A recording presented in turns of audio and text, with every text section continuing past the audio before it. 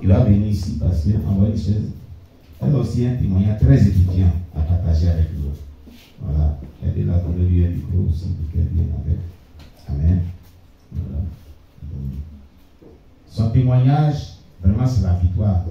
La victoire sur la mort et sur les satanistes qui voulaient vraiment un bien décent. Elle va, dans son témoignage, on va comprendre que c'est que les témoignages qu'on lit, on partage ici là, l'éducation sur le sang des accidents là, c'est vraiment vrai. Hein? C'est vraiment vrai. Comment sois béni, sois la bienvenue. Que Dieu te bénisse. Voilà. Alors, il faut nous relater ce qui s'est passé. Shalom à tous. C'est Maman Esther. Amen. D'abord, avant de commencer, je voudrais demander pardon au Seigneur. Parce que avant que je ne parte pour le voyage, quand la soeur a dit qu'elle devait se rendre au village pour les obsèques de sa grande soeur, c'est-à-dire la maman Angéline. La maman Angéline a perdu sa grande soeur. Sa grande soeur est décédée. Donc, voilà. Et donc, elle m'a trouvé à la maison. Comme elle me devait quelque chose, elle était partie me remettre ça. Et puis j'ai dit non, il faut garder. Mais avant qu'elle n'arrive, le Saint-Esprit a commencé à me dire, parce que j'ai voulu lui remettre quelque chose pour son transport. Mais l'Esprit de Dieu me disait qu'il ne faut pas lui donner de l'argent d'abord. Il faut attendre qu'elle va aller au retour. Tu vas lui remettre ce que tu as lui donné. Amen. Mais quand elle est arrivée, j'ai pris la parole de Dieu aussi. J'ai dit, mais Seigneur, toi-même tu as dit elle se réjouit, à elle se réjouit. Et de pleurer à elle ceux qui pleurent. Et certainement, elle n'a pas les moyens pour payer son transport. Donc c'est comme ça que je lui ai remis la somme. Et puis elle est partie. Et quand elle est partie, je suis rentrée dans la présence de Dieu et puis me dit, toi tu vas te rendre là-bas. Dieu t'a dit, le Saint-Esprit t'a parlé pour lui, toi tu vas te rendre là-bas. C'est-à-dire tu vas l'accompagner. Voilà. Et c'est pour ça que je te dis, il ne faut pas lui donner l'argent d'abord.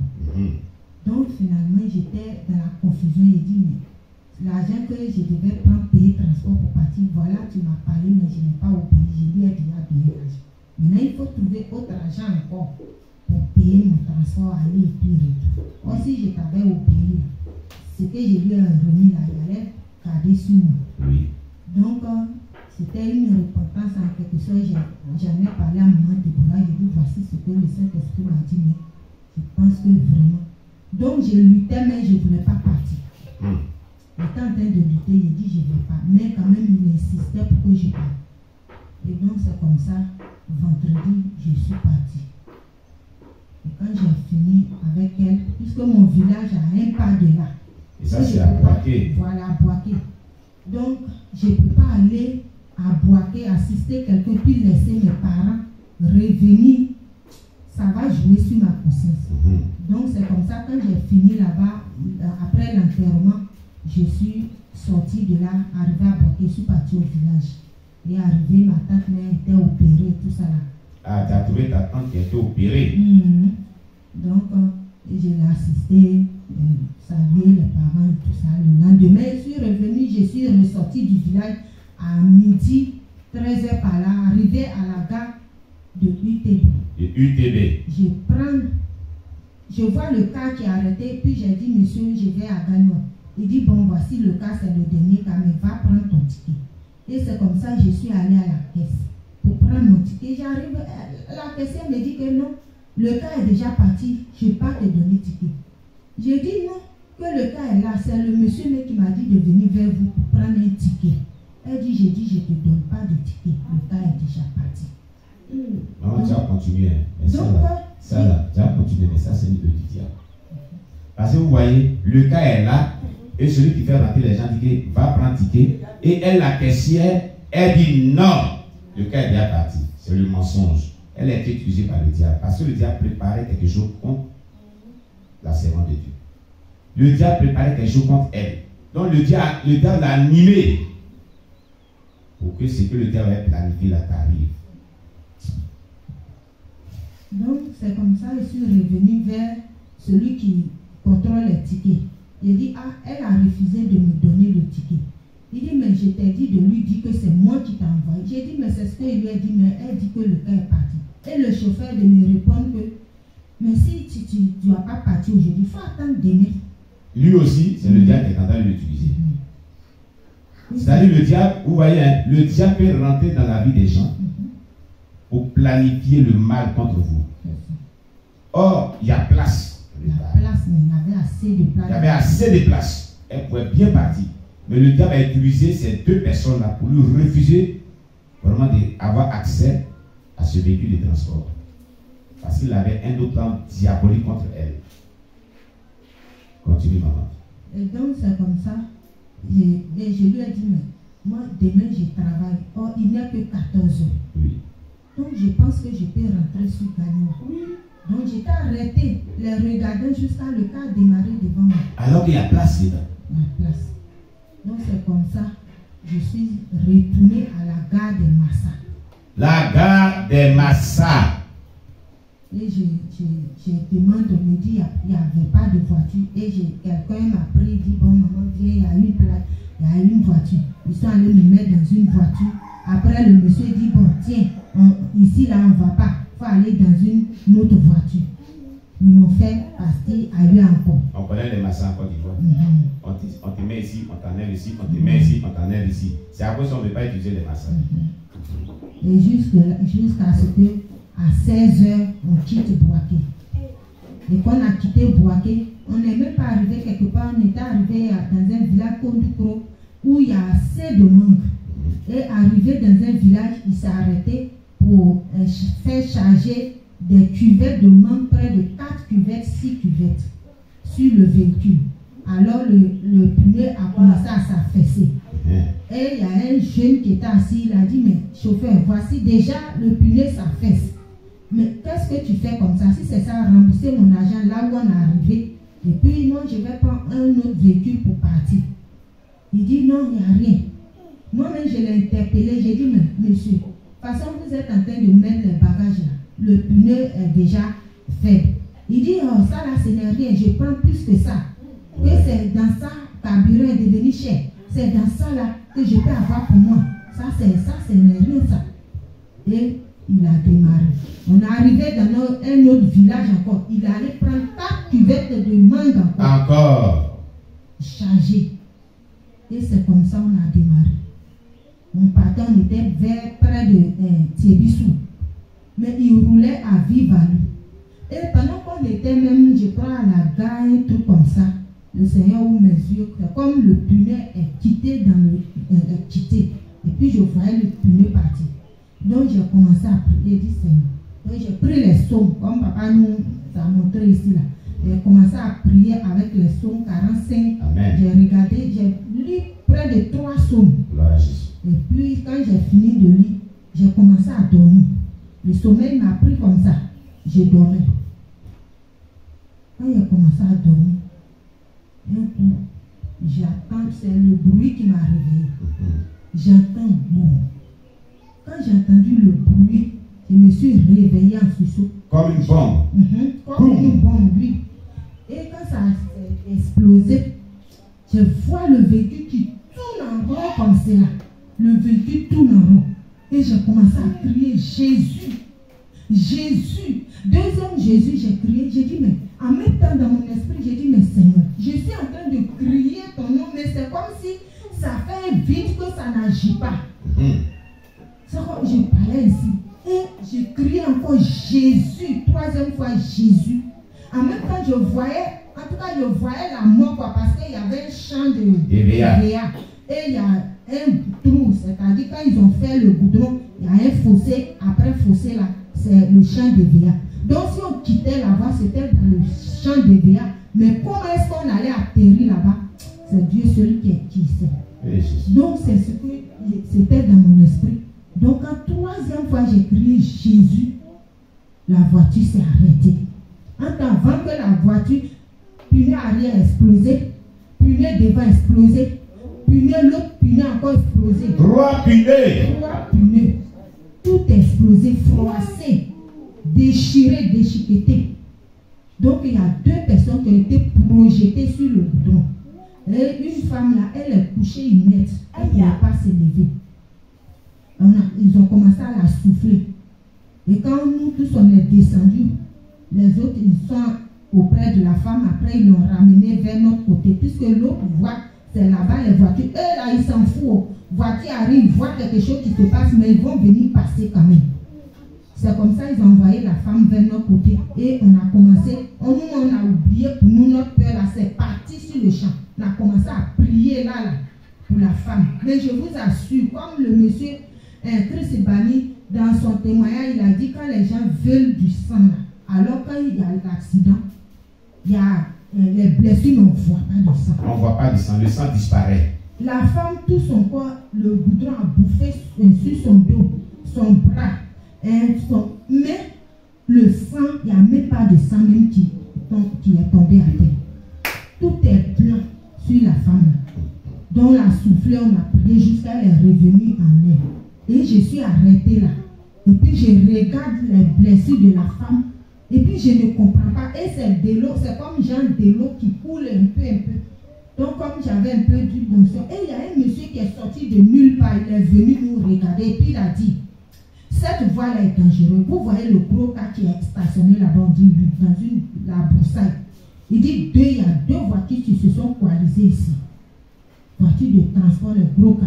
Et c'est l'autre qui a habité là. Il y a un esprit d'accident là. Voilà. Donc, faites que vous allez quitter ici là, parce que sinon c'est pas bon, c'est dangereux. Quand le monsieur a fini, il est parti. Et c'était à 17h. Hey. Oui. Et le monsieur est parti, on n'a plus vu, on ne sait pas où il est rentré, on ne sait plus. Donc nous, on était là de 17h jusqu'à 18h. Tous les véhicules qu'on a arrêtés, qu'ils soient vides, les Massaou, les gros cas, personne ne s'arrête pour nous regarder. C'est deux voitures de ITB, les deux chauffeurs se sont arrêtés pour dire, envoyer les malades là, graves à l'hôpital de Tébissou. Et puis vous-même cherchez à être sur le côté ici pour ne pas que l'autre voiture encore vienne vous percuter. Jusqu'à 19h, il fait nuit. Je me suis agenouillée. J'ai commencé à pleurer. J'ai dit, Seigneur, déjà tu as opéré ce grand miracle. Rien ne nous est arrivé.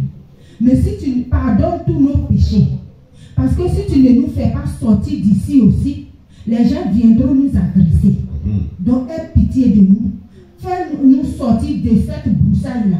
Pour qu'au moins si on arrive à Yamoussoukro, toi, tu sauras ce que fait. Parce qu'actuellement, là, Seigneur, je ne sais même pas s'ils vont continuer le voyage encore. S'ils vont rester où là, je ne sais même plus quoi faire. C'est toi qui vas décider. Amen. Mais avant que je ne finisse de prier là, permets qu'on ait voiture.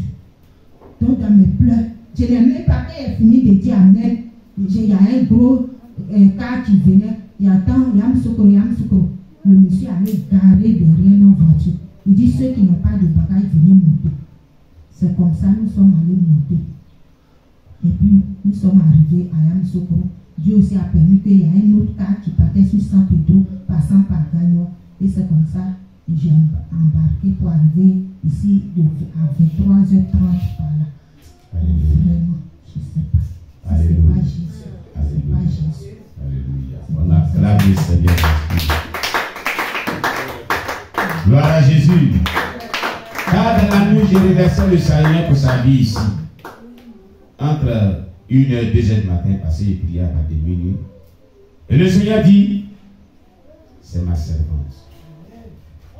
Cet accident était ciblé pour elle seule, pour qu'elle ne meure pas. C'était à cause d'elle. Le diable a envoyé cet accident. C'est pourquoi, à la gare, les gens lui ont refusé de rentrer dans le car. Le diable voulait te tuer dans cet accident. Il t'en voulait terriblement. C'est à cause de toi, c'est déclaré. C'est ce que Dieu me disait ici. Il était à genoux aussi, sur mon chaise, et priait et remerciait le Seigneur. Chaque jour que tu fais, avant de dormir, le lever du jour, je te confie chaque brebis. Mais pourquoi tu as fait ça? Il dit non. Le diable voulait la détruire. C'est à cause d'elle seule que le diable envoie cet accident. Mais comme tu t'es souvenu et tu as commencé à faire des proclamations, des prières, de dire quelque chose, le Seigneur t'a épargné tout ça. Pour glorifier son nom. Donc vraiment, c'est un témoignage qui vient encore pour nous édifier. Pour vous dire que quand vous êtes un enfant de Dieu et que vous craignez Dieu, peu importe ce que le diable a fait contre vous, le Seigneur ne permettra pas cela. Comment il y a de la place dans un véhicule et on te refuse, on te refuse, on te refuse, on te refuse. Le diable voulait qu'elle meure dans un accident. Mais Dieu n'a pas voulu. Parce que sa main est sur sa vie. Et parce qu'elle doit vraiment le servir et qu'il a des projets pour son mieux avec elle. En tout cas, Dieu t'aime. Il a vraiment son regard sur toi. Et par ce témoignage, il ne faut plus te faire des idées. Il ne faut plus te faire des pensées. Le Seigneur a sa main sur ta vie. Le Seigneur t'aime d'un amour très profond. Et il veut vraiment faire de grandes choses dans ta vie. Il ne faut plus te culpabiliser de quoi que ce soit. Sinon, le diable, si Dieu n'avait pas la main sur toi, il avait ôté la main sur le véhicule, vous étiez morts tous. Mais Dieu a écouté ta prière. Et encore, elle s'est souvenue des prières lyriques à caractère prophétique. Et quelque chose que Dieu l'a inspiré, elle a proclamé. Et c'est ça que le Seigneur a vu pour les épargner de ce danger. Vous voyez comment Dieu est merveilleux. On acclame le Seigneur Jésus pour ça.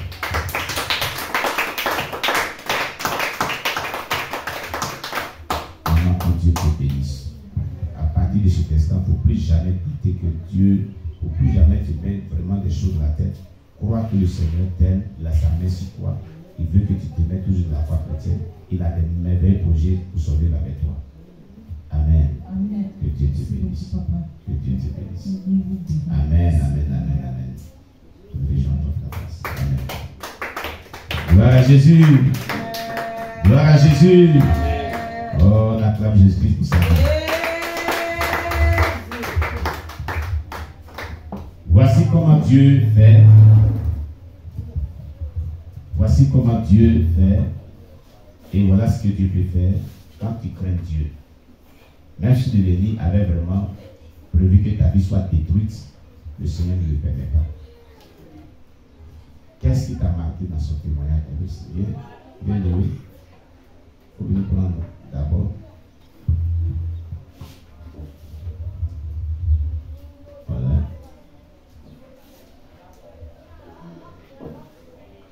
Qu'est-ce qui t'a vraiment touché? Que retiens-tu? Que comprends-tu dans son témoignage? Quelle leçon que tu peux tirer de ce témoignage? Bien. Et d'autres aussi. Oui, et d'autres aussi. Qui veut parler? Je voulais. Ouais, Noé veut parler, donc voilà.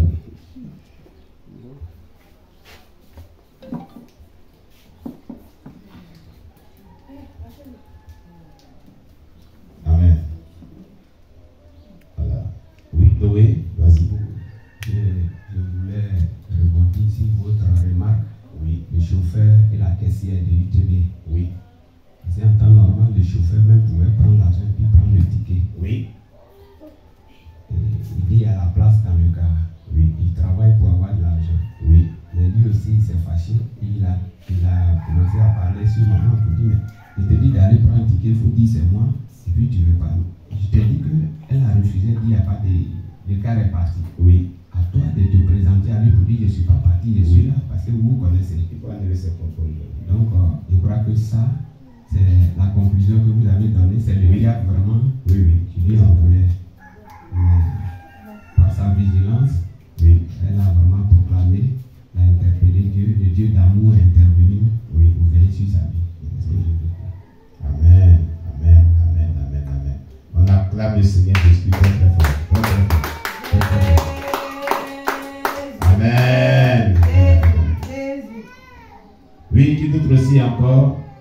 Qu'as-tu retenu qui t'a beaucoup marqué, qui t'a beaucoup touché dans ce témoignage? Quel aspect de ce témoignage qui t'a beaucoup donné une leçon? Oui, maman Déborah.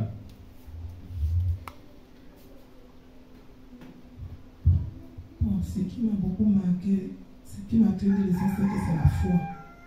Amen. Elle a une foi en Dieu et quand elle du début même, elle a commencé à prier. Elle a commencé à prier, à interpeller Dieu parce qu'elle voyage. Donc Dieu a pris le contrôle et dans la voiture aussi, elle a pris des sons et elle programmait et Dieu s'est souvenu de tout ça là. Donc Dieu a pris tout ça vraiment pour les épargner de tout accident et tout ce qui est mauvais. Donc vraiment, la prière c'est très important et les programmations aussi c'est très important. Quand tu montes dans la voiture, même si tu ne montes pas même dans la voiture, tu marches comme ça, il faut toujours programmer ça même dans ton esprit. Moi c'est comme ça que je fais. Mais quand je marche, je programme, oui, dans la voiture, je programme.